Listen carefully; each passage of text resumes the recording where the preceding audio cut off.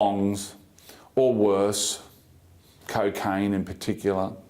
And we have to have a zero tolerance here because of the damage it does. And some of the encounters I've had with ex-students has been relating to drugs. Yeah, a lot of it is sex and a lot of it is drugs. And it's serious drugs, which really impacts enormously on their lives, on their viability as men, as human beings, as professionals, as people who are so debilitated they can't have relationships, costing them a fortune as well. One person told me that his habit was costing him somewhere between $3,000 to $10,000 a week. Where do you find the money to feed that habit, to sustain that habit? And after a while, the kicks die down, but the damage to the body only increases. They become slaves.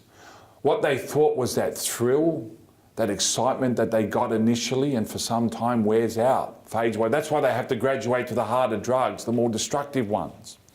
So in the home, with your kids, whether it's formal or casual conversation, you have to hammer that point loud and clear.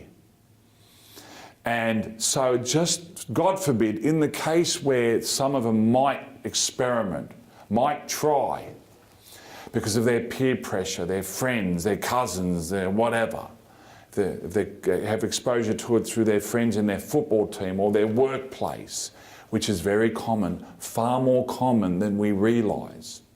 If they try it, they'll feel guilty. And if they get into the habit, they'll always know it's wrong. And that will, one day, because of that, they'll seek help. And when they seek that help, you're there to help them. And you're there to love them. And you're there to guide them in the path of recovery. Because that's what they really want. They really want love more than anything else. And that's what I've found with ex-students who thought at first, this is the way to go. You know, I love it. One of the best lines I ever got from an ex-student in living this lifestyle, the sex, drugs lifestyle. You know what, Mr. Haddad, when we used to hear you speak in class, we didn't want to hear what you were saying. We hated it because we were doing it. But one thing I found out, that you were right. It was a dead end.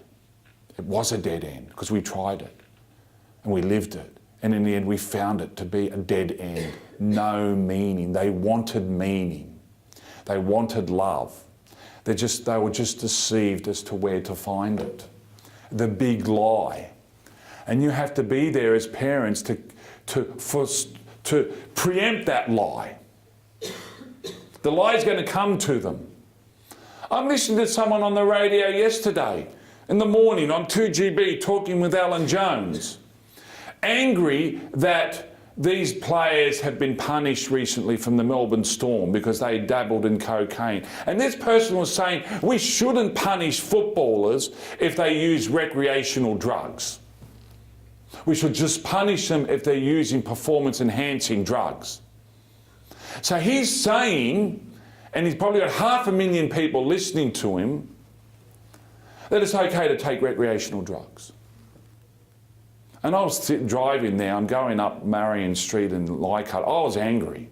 I was very angry.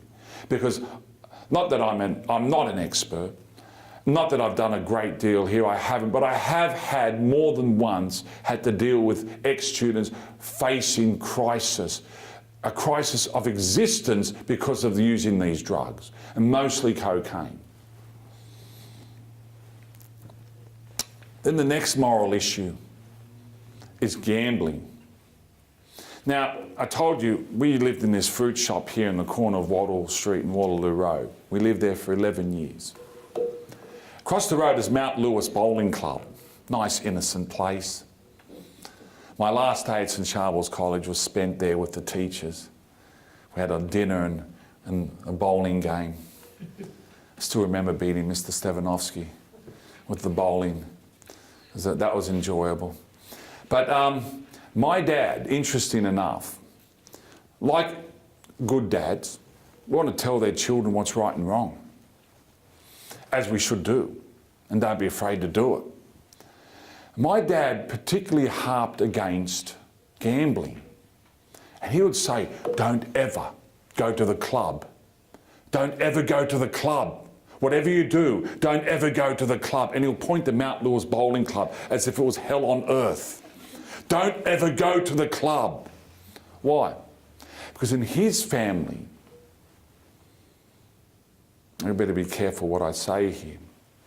His family, the problem was rife among his dad, God rest his soul, and his brothers. And the destruction that the gambling culture wrought. It was on both sides of my family. Dad and mother's side. In this country. It was worse on my father's side than on my mother's side. But none of my uncles, if I can say that, were ever better off because they gambled financially. They were worse off, much worse off. One of my uncles could have been a millionaire many times over because of the building industry he was in. He built so many units, we lost count. He lost most of that because of gambling. None of my uncles or their children, that is my first cousins, were winners through gambling.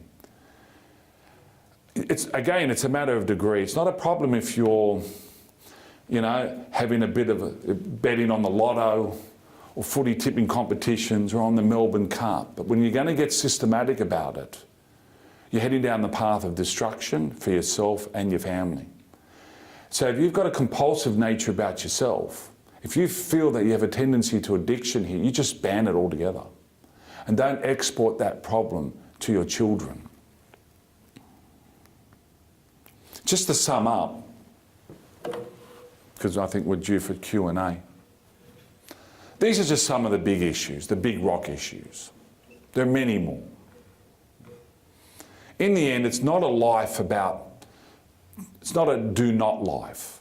It's not a life about avoiding evil. It's a life about doing good. And when we do good, we avoid the evil. That's the best way. It's about integrity. I've said nothing here that I resile from. It could be a little bit tough, a little bit strict, a little bit too much.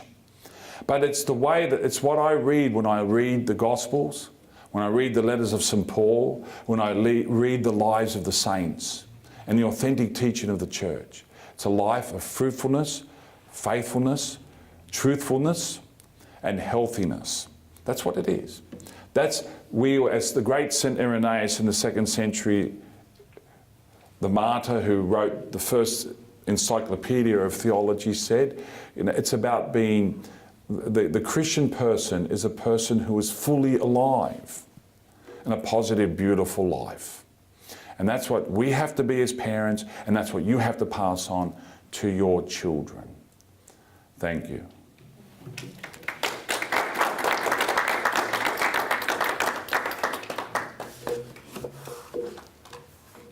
Time for questions, Joanne? Okay.